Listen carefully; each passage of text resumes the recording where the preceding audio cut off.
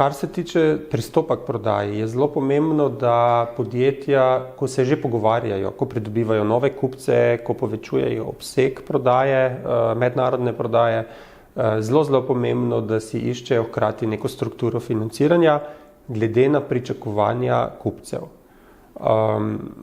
Prodajati ali pa iskati nove kupce, medtem ko ne misliš hkrati na financiranje te prodaje, ni najbolj pametno in ne najbolj varno. In podpisovanje pogodb naprej, preden imaš zaključeno strukturo financiranja, prav tako ne.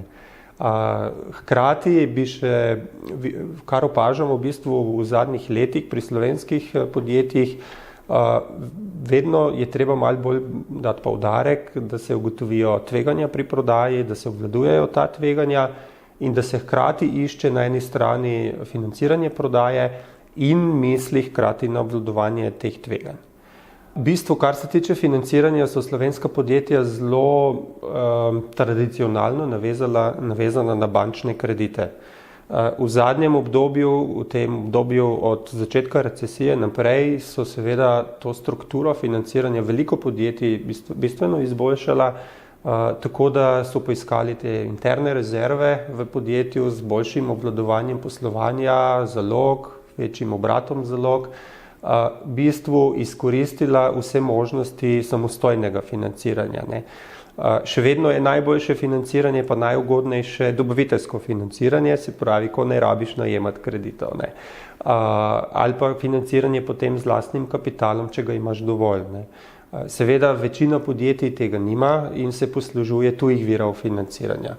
Med tujimi viri financiranja v Sloveniji še vedno je dosti v ospredju bančno kreditiranje, je pa treba povedati, da tukaj so vedno večje omejitve, ki jih je treba tudi predvideti. Se pravi, če podjetje je v rasti, spenja prodajo, viša prodajo, ne more računati, da bo banka v nedogled spremljala v bistvu s financiranjem te prodaje in mora v bistvu postaviti ustrezno strukturo, se pravi neko mešanico bančnih virov in nekih drugih virov.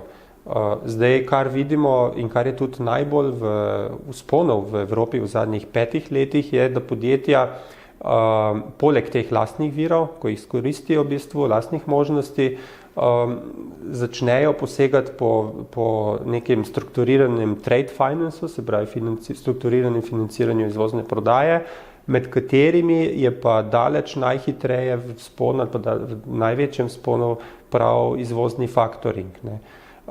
In predlagamo recimo, da podjetja, ki še ne poznajo teh načinov financiranja, da poiščejo dodatne vire preko odstopa terjatev, ker so terjatve v bistvu podjetjih slovenskih tisto najbolj likvidno ali pa največ vredno sredstvo, ki ga lahko z lahkoto prej unovčijo in tako financirajo porast prodaje v tujino ali pa pridobivanje novih kupcev v tujini. Zdaj, revolving krediti, seveda krediti za obratna sredstva in taki načini so še vedno na razpolago, vendar banke tudi vedno bolj v bistvu za te kredite zahtevajo materialna zavarovanja, kot so hipoteke in podobno in seveda teh slej ko prej zmanjka. In tudi prav je, da podjetja bolj gledajo na to, da si hipoteke oziroma nepremičninska zavarovanja in podobne oblike zavarovanja prihranijo za investicijske kredite, ki so dolgoročne narave in za financiranje prodaje uporabljajo sredstva, ki so tudi kratkoročna, kot so terjatve, na primer.